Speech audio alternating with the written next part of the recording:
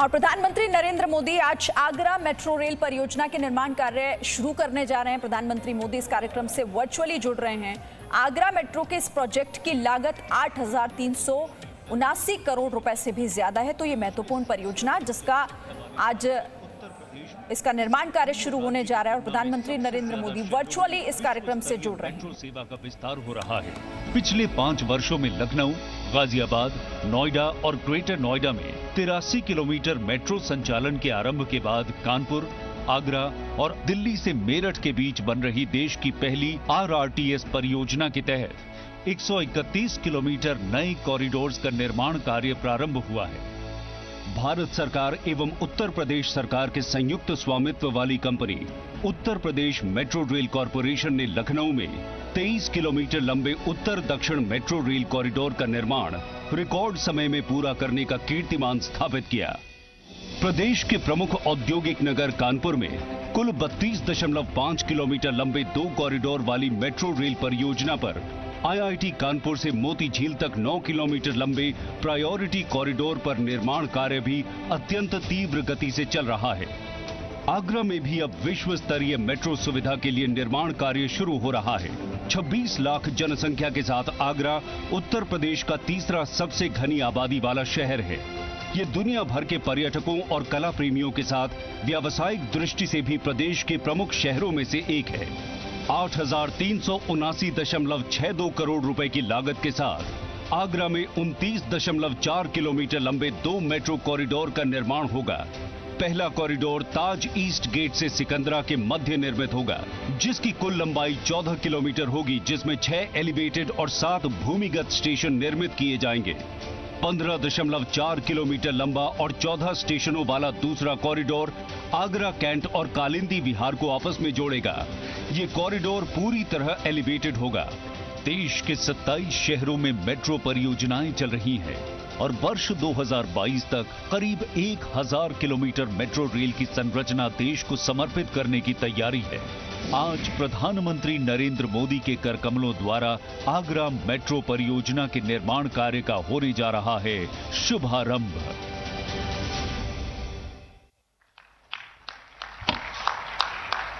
आपने इस फिल्म के माध्यम से देखा कि कैसी होगी ये परियोजना और आने वाले समय में आपको क्या क्या लाभ मिलेंगे। सबकी सुरक्षा, सबकी समृद्धि, सबका विकास, ये माननीय प्रधानमंत्री जी की प्राथमिकताओं में से एक है और उसी का प्रतिफल है आगरा मेट्रो रेल परियोजना, जिसके निर्माण कार्य का आज शुभारंभ होने जा रहा है।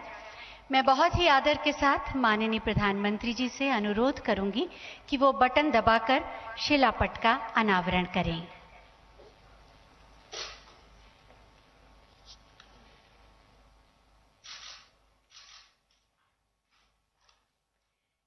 शिलापट का अनावरण आगरा के विकास में एक नए अध्याय का प्रारंभ, सबके सपने साकार होने का आश्वासन। बहुत बहुत धन्यवाद माननीय प्रधानमंत्री जी। जैसा कि आप सब जानते हैं कि विगत वर्ष इस योजना की शुरुआत की गई थी और आज इसके निर्माण कार्य का शुभारंभ किया जाएगा। मैं माननीय प्रधानमंत्री जी से अनुरोध करूंगी कि बटन दबाकर रिग मशीन द्वारा आगरा मेट्रो रेल परियोजना के निर्माण कार्य का शुभारंभ करने की कृपा करें।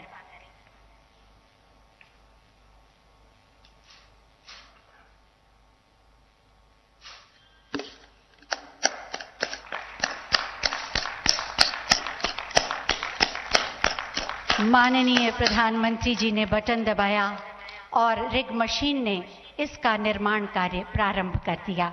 बहुत बहुत धन्यवाद माननीय प्रधानमंत्री जी।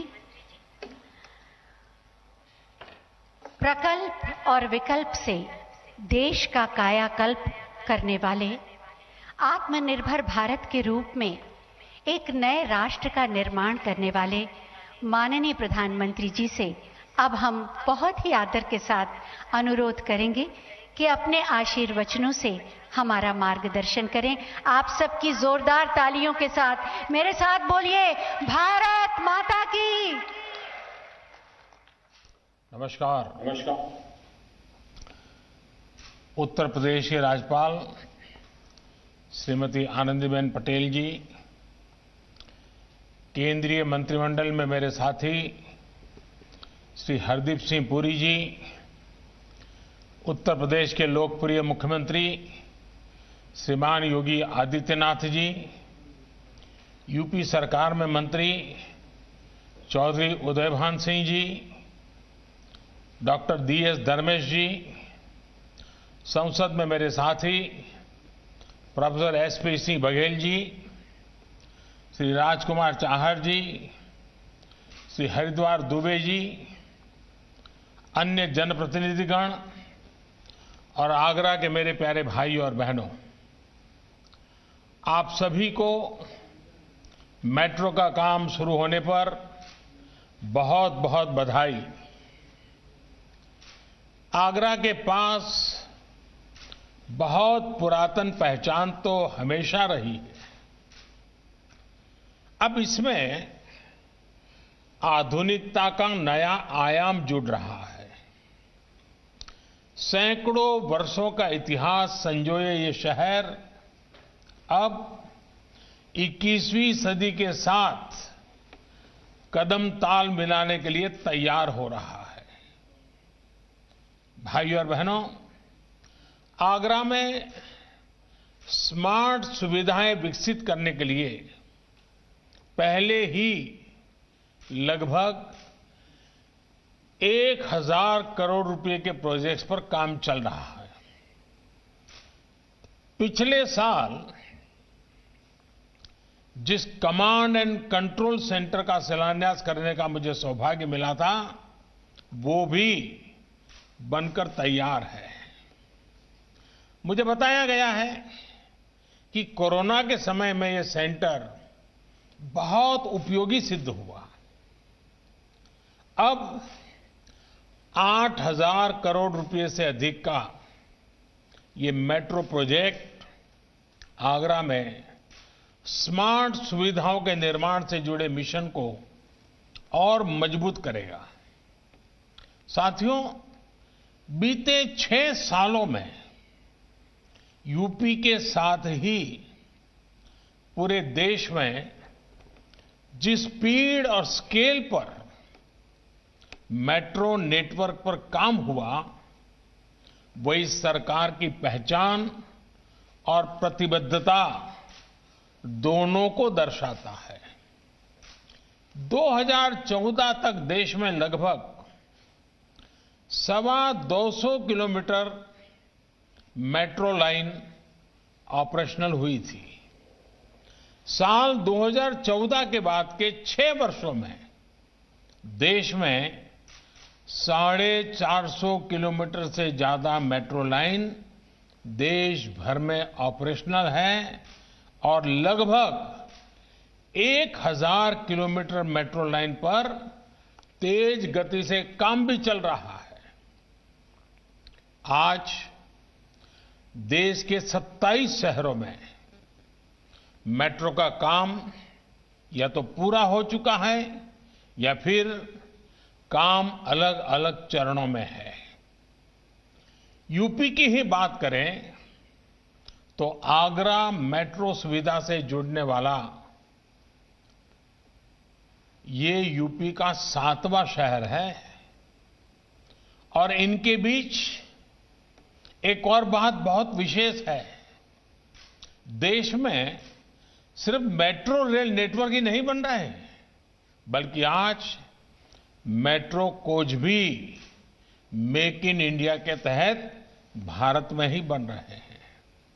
यही नहीं, जो सिग्नल सिस्टम है उसका भी पूरी तरह से भारत में ही निर्माण हो, इस पर भी काम चल रहा है। यानी अब मेट्रो नेटवर्क के मामले में भी भारत आत्मनिर्भर हो रहा है। भाइयों और बहनों, आज के नए भारत के सपने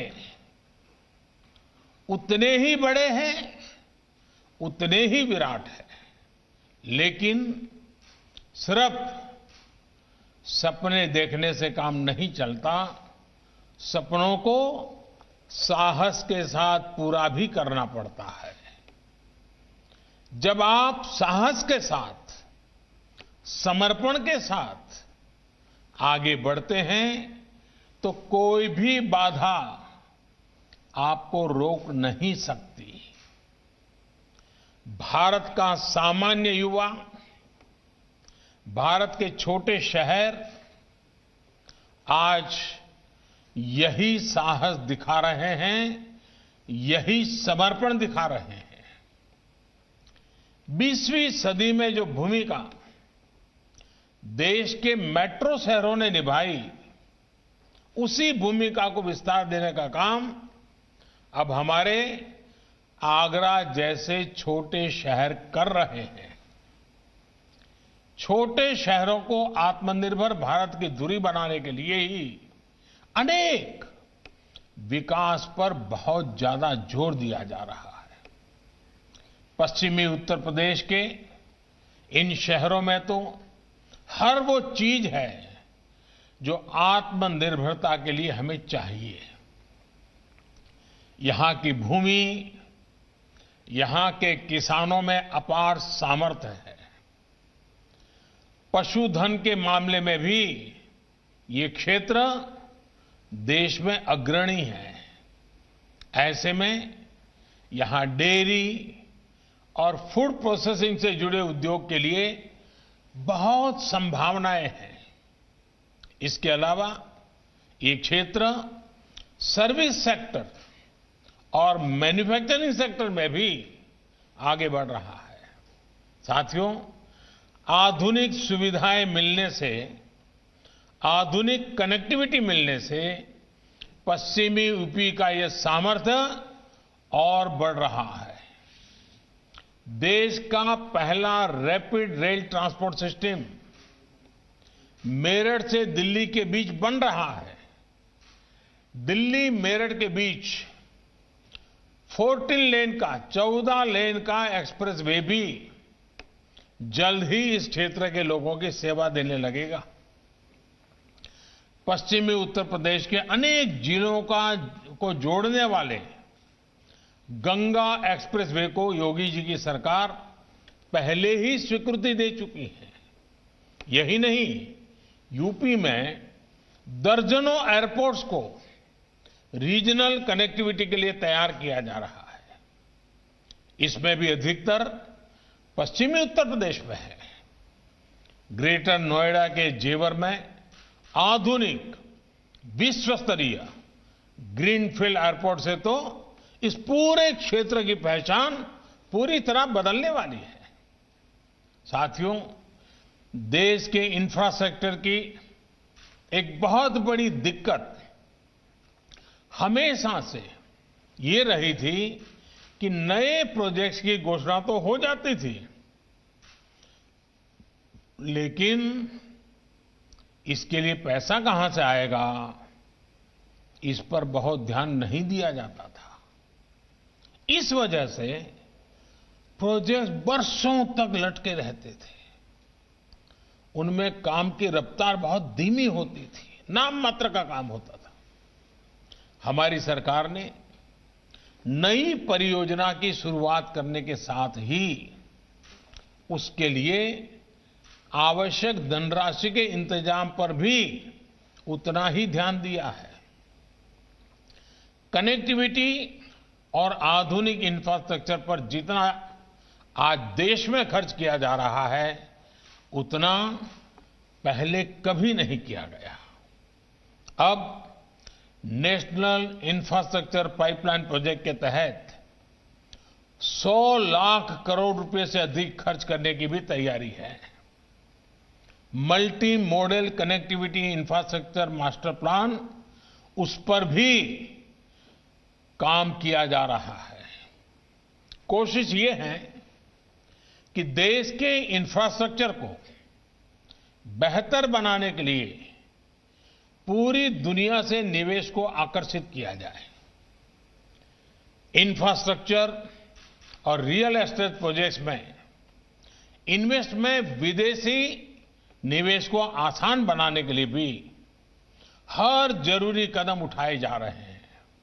साथियों, बेहतर इंफ्रास्ट्रक्चर, बेहतर कनेक्टिविटी का सबसे अधिक लाभ हमारे टूरिज्म सेक्टर को होता है।